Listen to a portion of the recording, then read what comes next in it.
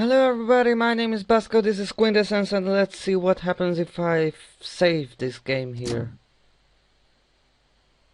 Nothing. Awesome. Okay.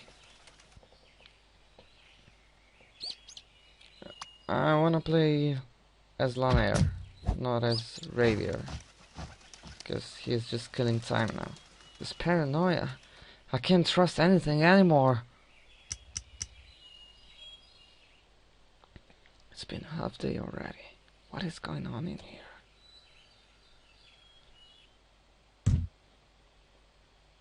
Such an early return.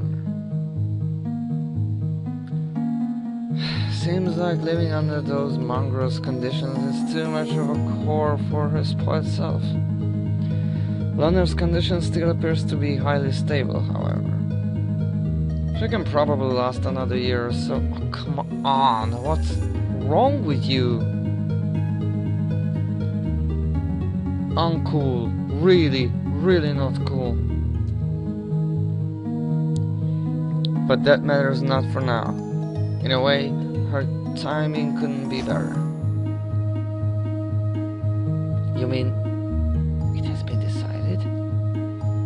Indeed. In fact, what is it? Whoa! Whoever's at the door, come in. Your tea is ready, dear Duke. Can't you see that we are busy? No need to be so strict, General. Thank you, but I am not thirsty right now. Go and bring Lunair here, however. I want to welcome her upon her safe return. Right away, dear Duke. Fuck you, Duke. No need to scold as such. It only raises unnecessary suspicion. So, as I was saying, they have already sent him over. They already sent him. Who is him? Oh.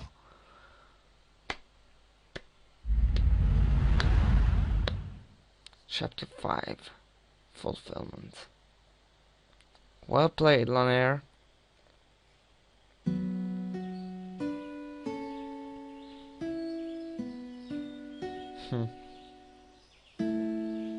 Poor kid.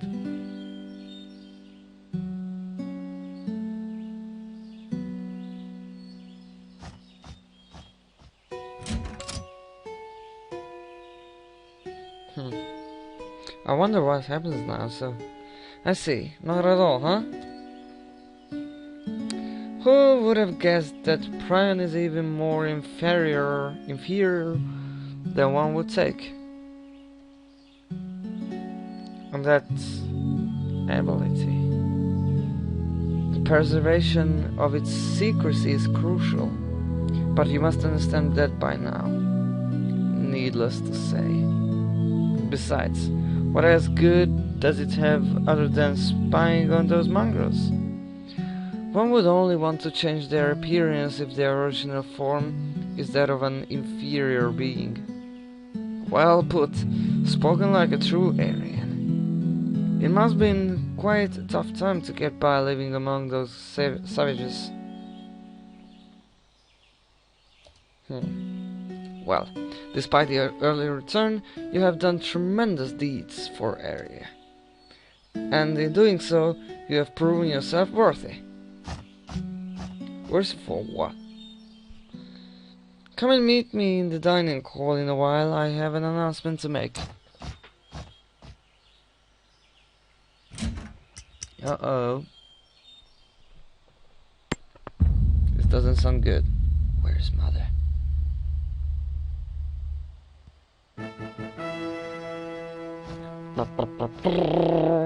Yes!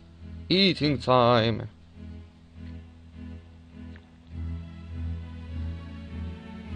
We gather here today to send a warm welcome to the return of my daughter, Lunair Nairns. Despite the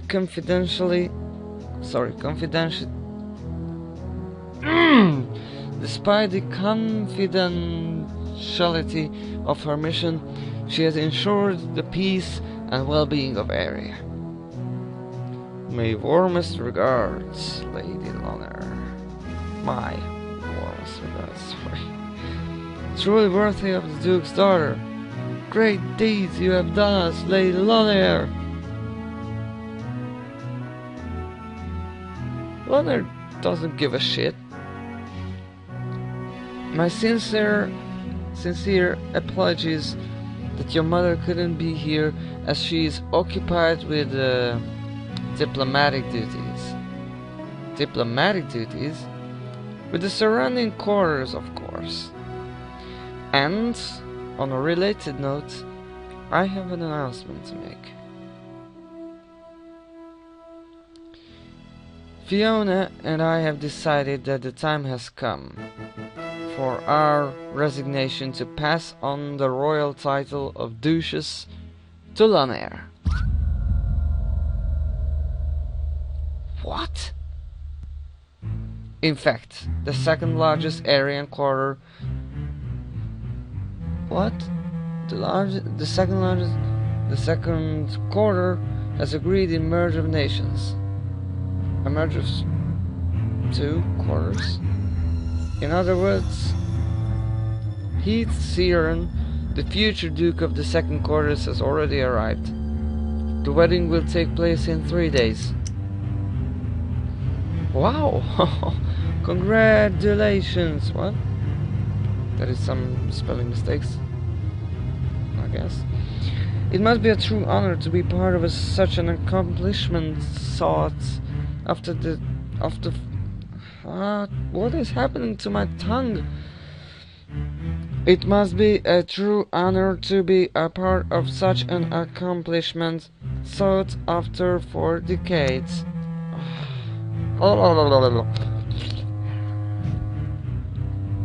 Now it should be fine. That you do not need to worry about. All the early preparation have been assigned ahead of schedule. In fact,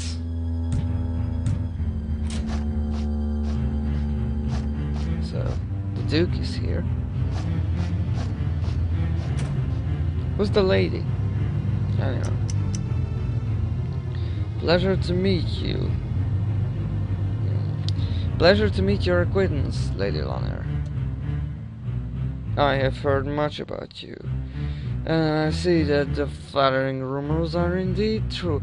This guy just looks like the one who acted to be her friend, and I don't like it. I don't trust him at all, and I have heard none of you, so I am afraid that I cannot say the same. Sir Heath? Such rudeness! No one asked you... Playing nasty down here. No one asked you to speak.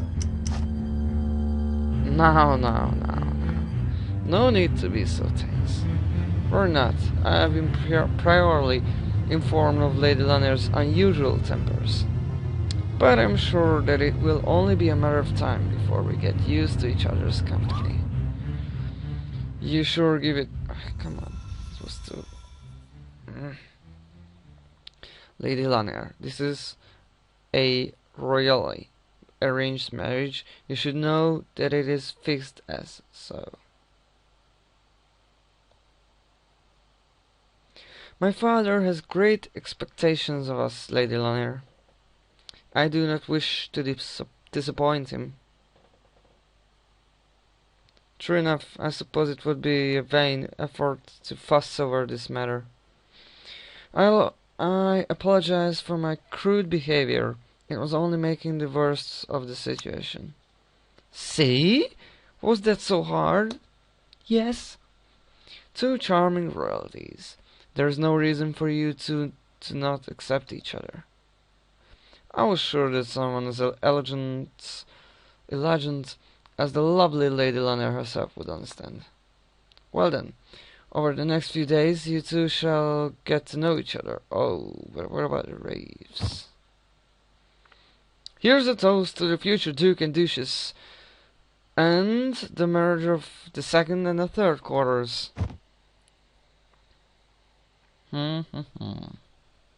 Unexpected twist.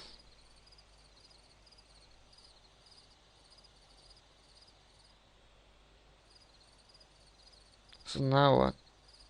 Later that night.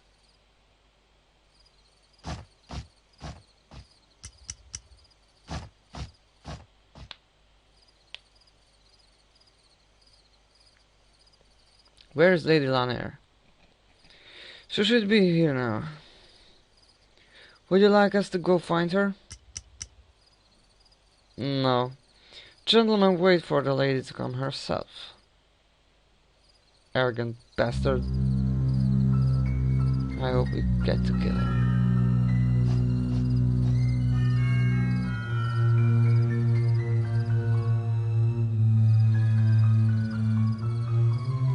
Your shift is up. I will take over for now. Ah, thank you. This is Lunair. Or Ravier.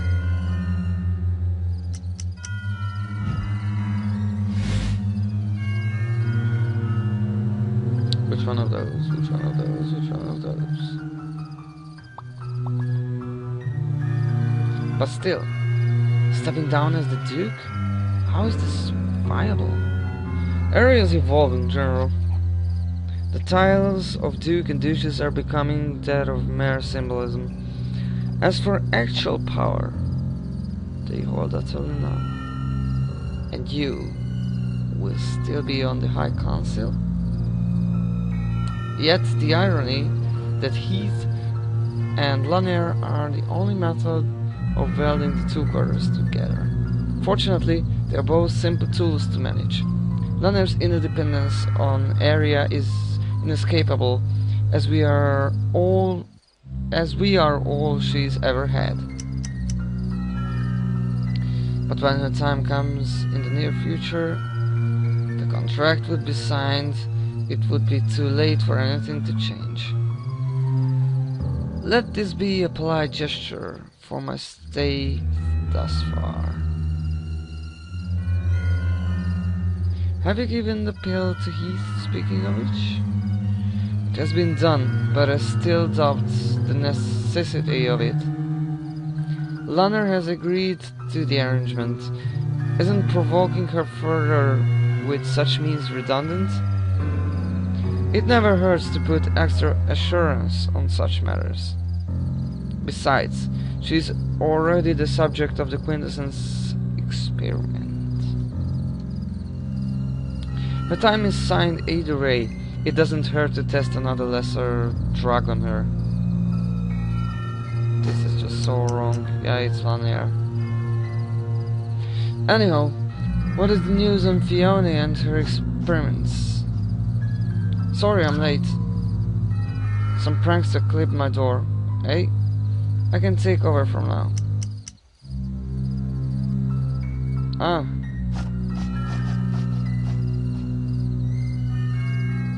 Was it Reeves or Lunair? I guess Lunair.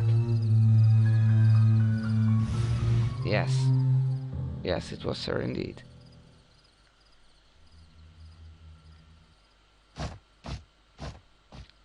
So now she knows what's this deal about, this marriage about.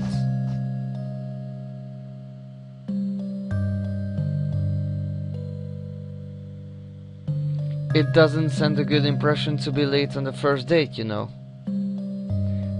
A date as late as taking place during the night, what's to complain about?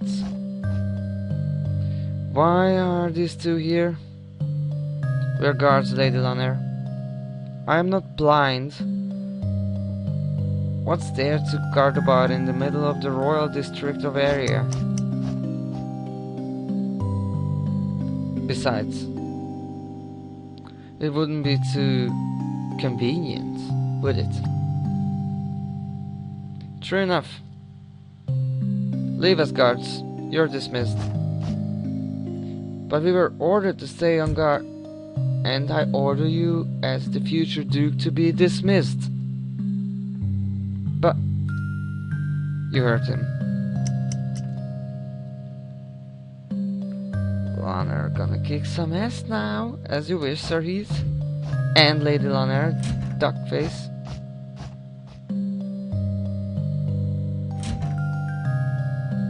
Now what? Lady Lunair, I have to tell you something. Your father is a very man. He worries that we would not get along. That's unnecessary now, isn't it? I think so too.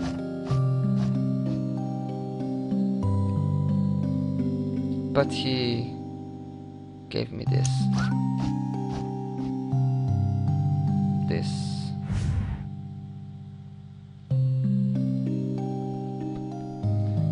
It doesn't hurt to test another lesser drug on her. All he said was that it's something that can keep you attached to me. It would be rather redundant, wouldn't it? Indeed. I just felt that I would strengthen our trust to share this with you. But of course, do not tell your father this. Why would I? I will dispose this tomorrow, keep it secret.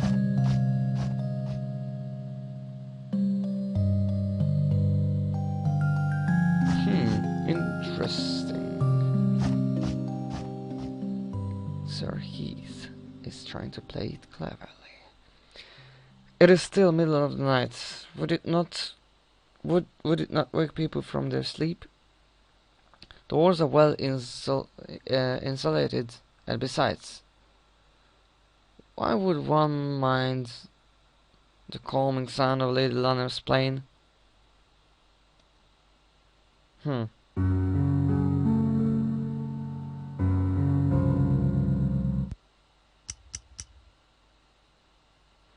My apologies.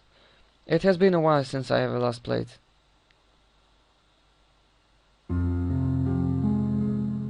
It has been a while on her, I know. Yeah.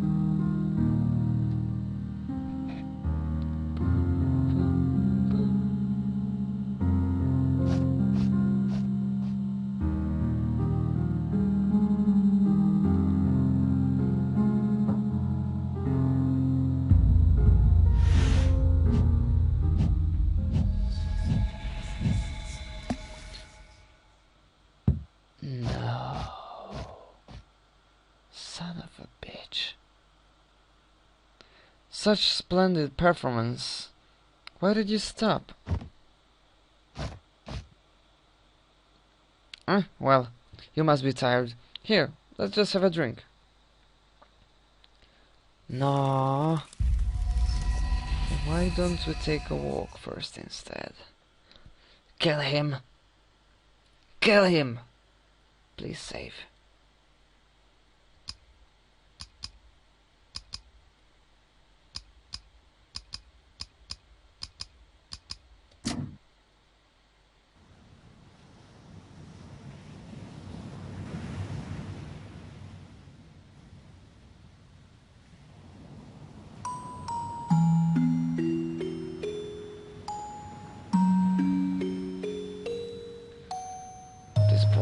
Wasteland. How much further must we go?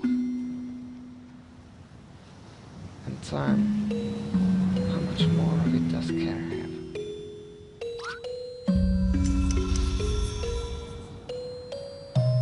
This isn't looking well.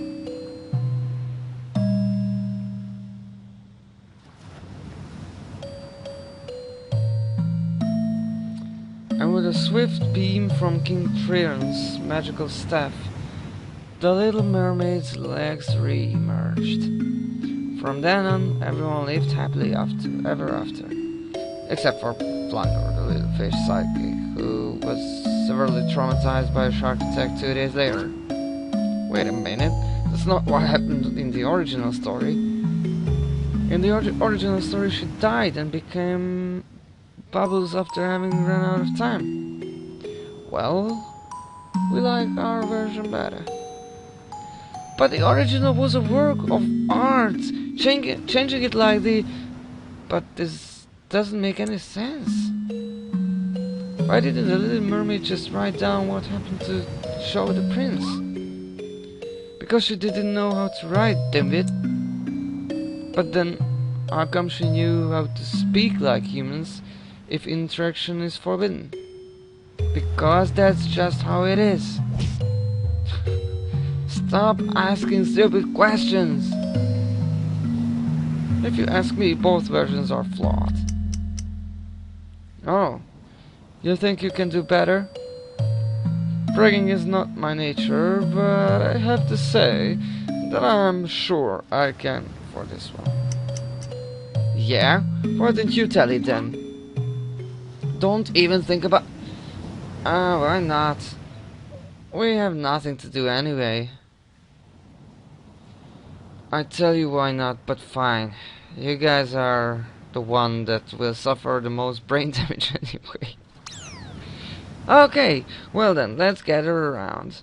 We're already gathered around. Hey, don't ruin the mood. Anyway. What the f... No, come on. What's this?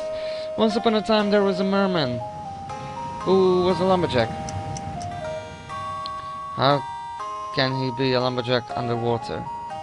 There aren't any trees. Of course there are. If you don't believe me, jump off the ship and see for yourself. Why don't you jump off yourself and get me a sample? But I can't. I got a story to tell. That's one more reason to do it. So anyway. Ooh la la. The merman had everything he wanted. A job, all the women, and his best friend, the loyal goldfish. Goldfish don't live in the sea. Yeah, well, mermen don't exist. So one day, while the merman and his buddy was playing near the surface, he saw something the like of nothing he has ever seen before. Just staring at its glorious yet graceful figure, he slowly felt his heart sinking away. It was the biggest tree he has ever seen. If anyone needs me, I will be at the front there. Looking over its monstrosity,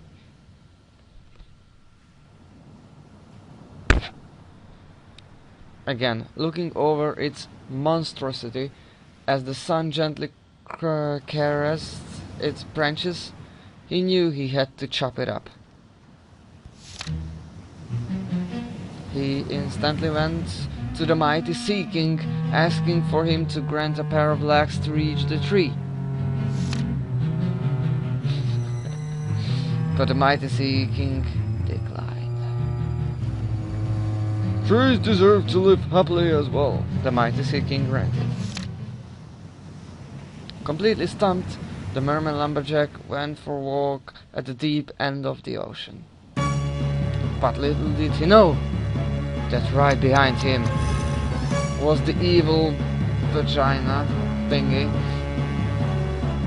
The evil merman eating seaweed. Nobody cares what he's speaking. Guys, I wasn't done yet. Land! We are approaching the shore, Captain. Aye, ready the anchors.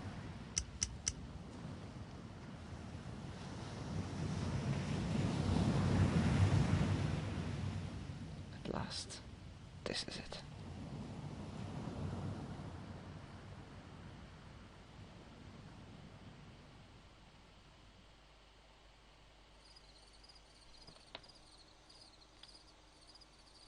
A barking area. This would be found eventually, but it should do for now.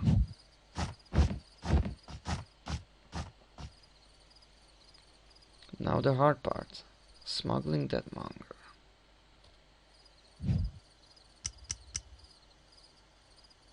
This grave. it's still here.